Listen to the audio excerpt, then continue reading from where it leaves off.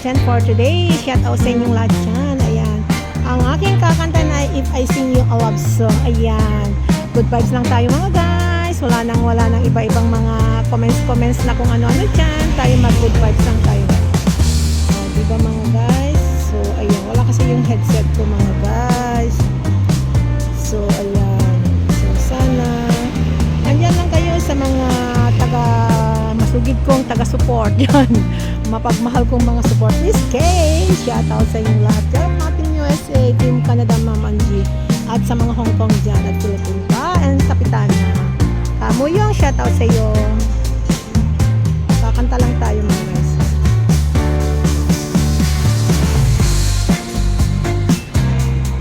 Diba? Gusto ko lang kumanta ngayon guys kasi nakakanyang love ko.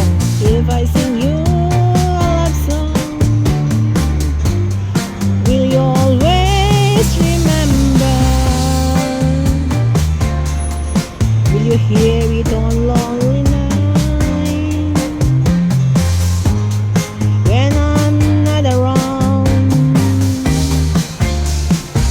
If I sing you a love song, will you hear it forever? To remind you how much I care and how I needed you. Love song lasts longer than lovers ever do. So baby, let me sing a love song for you.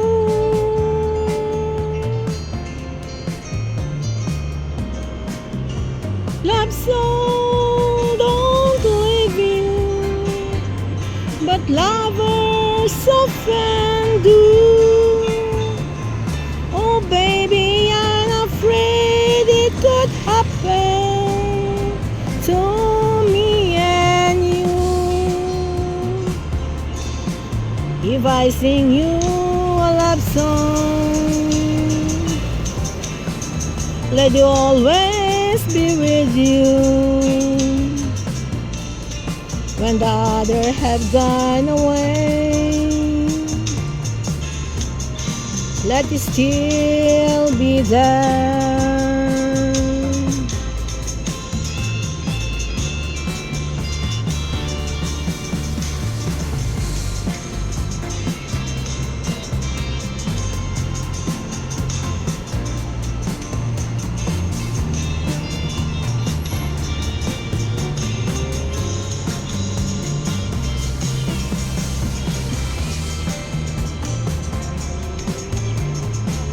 Love song lasts longer than lovers ever do. So baby, let me sing a love song for you.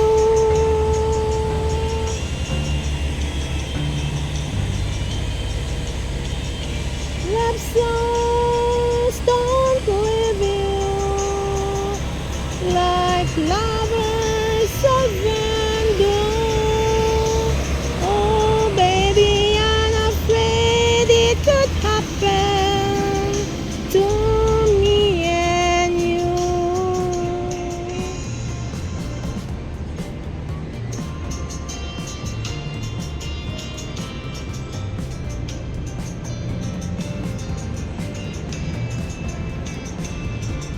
Oh, di ba mga guys?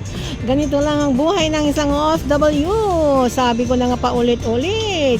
No rewind ang ating buhay. Habang may buhay, magpakasaya at mag-enjoy. Kung saan man tayo pupunta ng ating kapalaran ay doon tayo pupunta.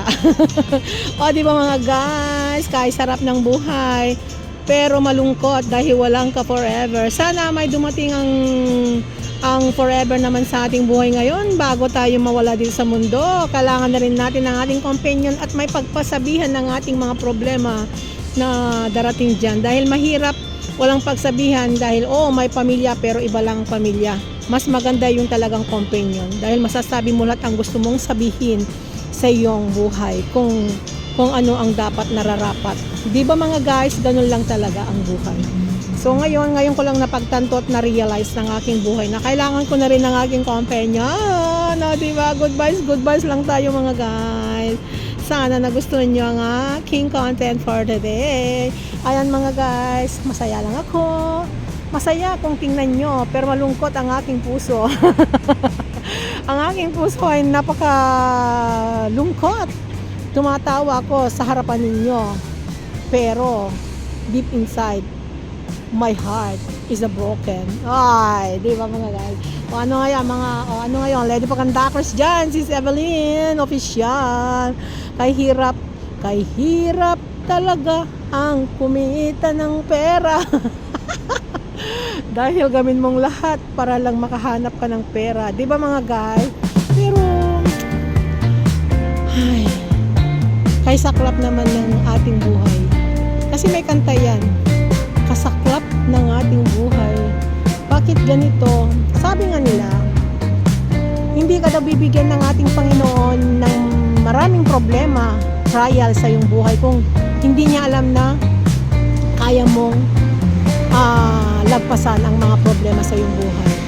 Pero minsan, sa totoo lang, minsan pag nag-iisa ako, nag-iisip, parang sumusuko na rin ako minsan, pero parang dun sa isang tenga ko may nagsasabi na, Sos, give up ka na. Sa kabila naman, Sos, tuloy mo lang ang buhay, may pag-asa, sabi niya, may parating din. Malay mo, kasi ang sabi nila, nabasa ko kasi sa aking horoscope. Horoscope naman ang ating topic. This is assorted topic for today. Content ni Choco ay assorted.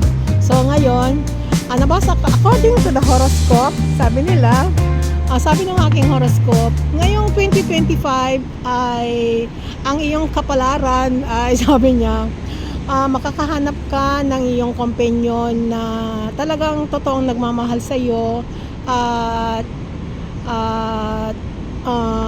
ang iyong pag-ibig ay darating na ngayong 2025 at sa pera naman sabi niya ay yayaman ka, marami kang blessing na darating sa iyo at sa mga kailangan lang na pagdaanan mo muna pero aangat ka ngayong 2025 at lahat ng mga kapalaran mo ngayon ay darating ngayong 2025 about sa money hindi ka maghihirap kasi hindi ka maubusan ng pera at saka sa pag-ibig, lalo sa pag-ibig ay darating na sa iyo ngayong 25 at hindi bago mag-end ng year 2025 ay meron ka ng masayang pag-ibig. Sabi ng aking kapalaran sa horoscope ng Chinese. O, di ba?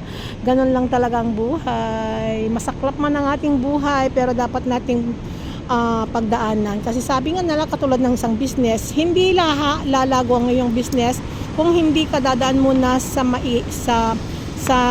hirap, sa maliit na ano ba yun? Maliit na halaga ba bago mo mapalago. Kaya kung ikaw ay kaya mong palaguhin ang iyong business kahit nag-umpisa ka lang sa 10,000 ay kaya mo yan. Kasi nga kailangan maging strong ka lang sa iyong buhay. Maging positive ba always? Huwag maging negative kasi naku, walang darating na blessing sa iyo pag lagi kang negative. O, 'di ba? Sa akin naniniwala ako kasi lahat ng hiling ko sa Panginoon ay natutupad. Napatunayan ko na lahat ng mga nawawala bumabalik. O, 'di ba? Nagpaparamdam. Ganun 'yon. Hindi doon sa asawa ko ha, baka sabihin niyo naman sa asawa ko ha, hindi na, may asawa na yon, hindi, ayoko nang, kung matagal na kaming wala, hindi ko nababalikan pa ang taong nawala. Sa 15 years, kung talagang ginusto ko, bumabalik siya, 1 year pa lang noon naghiwalay kami, pero, talagang hindi talaga kami, ganun yun. So, sabi nga nila, kung talagang hindi kayo. So, humanap ng iba. So, ngayon, matanda na tayo. Kailangan na rin natin ng companion. Di ba mga guys? Hanggang sa muli guys. Kaya shout out sa inyong lahat. Dami ko ng dakdak. Pasensya na lang po. Sige, hanggang sa muli mga guys. Love you all. And Jesus God bless you all.